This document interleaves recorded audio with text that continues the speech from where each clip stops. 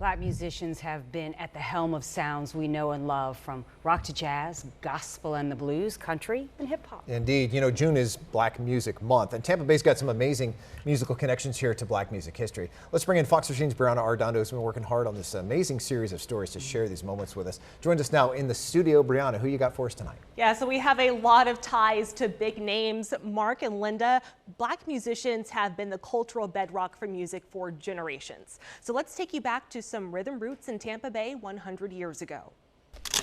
Unchain my heart, unchain my heart, baby, let me be. You have Ray Charles in the mule, you have Ella Fitzgerald, you have Calloway, who also came here and performed. Tampa can name drop these legendary acts for good reason. The city was a popular stop for Black musicians at a time when the United States did not recognize African Americans as worthy of equal rights. The 20s, 30s, 40s, what was it like for African Americans who lived here? Central Avenue was like a safe refuge for Black people. I met Tampa historian Fred Hearns at Perry Harvey Park, where Central Avenue once was. We had the Cotton Club here. We also had the Apollo Ballroom. The big bands would come here and perform. The area thrived on the Chitlin Circuit, providing jobs and refuge. Because it was a growing city, sort of a progressive city for that time. The Chitlin Circuit was a network of venues in cities across the East Coast for Black performers to play during the Jim Crow era. Black entertainers, despite their fame, weren't welcome in white spaces.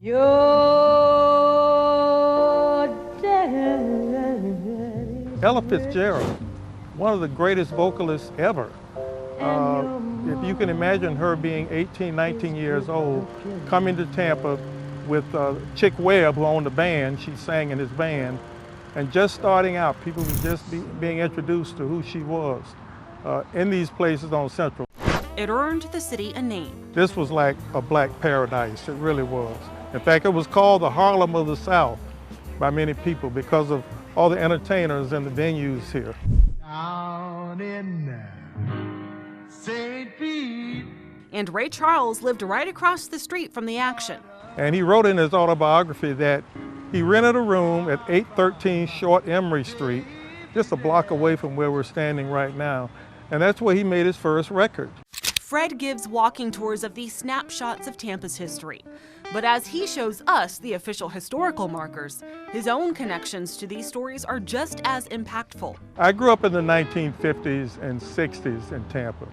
So I didn't get to see Louis Armstrong, and I didn't get to see some of the other people who came, before I was old enough to come down on Central. My parents did, and they were able to come down on Central Avenue in the 40s when they were growing up. And again, you can see Louis Armstrong for less than $3. That would be around $50 in today's money, a steal really, considering the caliber of talent. Plus, listening to these tunes got people dancing, leading to this lesser-known Tampa moment. The twist that many people have heard the record, they've seen Chubby Checker doing the dance and singing the song. And do the twist. But many people don't realize it was Hank Ballard who actually wrote that record, and he said that he was inspired when he came to Tampa and saw kids doing this dance, this twisting motion dance, and he went back to the studio and he wrote the record in the late 1950s. Black performers lived, performed, and got inspired in Tampa. The city also produced some greats. We also have two brothers who were born here, Cannonball and Nat Adderley. And for people who love jazz, they may remember the record. It was a #1 record all over the world in 1965, Mercy, Mercy, Mercy. From jazz to blues, Fred tells us there's one musician's name with origins hard to miss. Tampa Red, which goes back to the 1920s, who sharpened his craft here in Tampa, performing on Central Avenue and other venues, and became a big star in Chicago. It makes me mad and I get evil as a man can be. Tampa Red, and he kept the name Tampa Red, and that was his performance name. That's what people knew him by. These historical stories sing on their own, but as notes in Tampa's composition, it makes music. One of these mornings They are sounds that Fred will keep on playing to anyone who will listen. Black History is 12 months a year, but June, I'm so happy, is focused on black music, absolutely. And Fred Hearns is the curator of Black History at the Tampa Bay History Center, and he gives walking tours to visitors and locals alike, and he also grew up playing music himself. Mark? All right, so Ray Charles, many other greats in music have ties to the Tampa Bay area. Decades ago, black musicians, where they could perform was actually pretty limited. So black performers found soul and sanctuary on the Chitlin Circuit. Fox 13's Briona Arradondo joins us in studio to show us more of our rhythm roots this week. Briona. Hey, so the Chitlin Circuit left a lasting impression on everyone. Some musicians even turned to the community for help with their sets. Years later, it inspired a St. Pete musician working to make his own way after the circuit went away. Come and love you, daddy, all night long, all right now. A haven for sound right in Tampa. Black residents back in the 1950s and 60s could hear the very best of themselves on Central Avenue. You can come for this fantastic music by some of the world's most famous musicians when they were young, came here as part of the Chitlin Circuit, a major stop for those entertainers.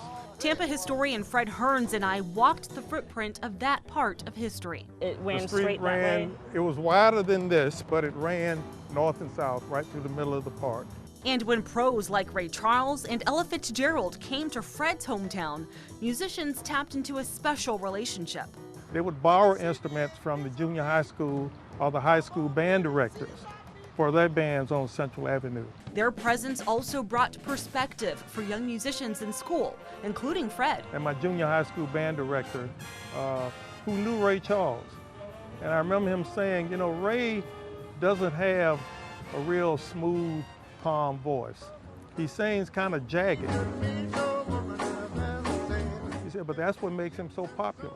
So you don't always have to follow the rules that other people have laid down. Making your own way on the Chitlin Circuit continued into the 1960s and 70s, reaching Hiram Hazley in St. Petersburg, another city on the circuit. Well, they had a Manhattan casino. I sat down with Hiram at his piano to hear how his musical career began 50 years ago. So when you were growing up, were you ever in a band? When I was growing up, I was in a few groups, yeah. Actually, the first band I was in was Boo Cool Funk. And it was my first experience with the whole, wow, we're working after school to go play in this band. He made $5 at his first gig. Then the reality of exposure at that time set in. It was so limited for us to get opportunities to play. In fact, when our band finally broke up, our drummer went to one of the groups that was playing on the circuit, and his life changed. Hiram later joined another band, donned a slick suit, and recorded his first record. So we emerged from jam to the Washington Jam Band, and WJB became the acronym that kind of drove us through. Their sound got them into clubs, but WJB did not take off as they'd hoped. While those notes faded to the background, Hiram never left music, playing as a professional across various forms, from dance bands to jazz. Treasure. And even produced songs like this one with other artists.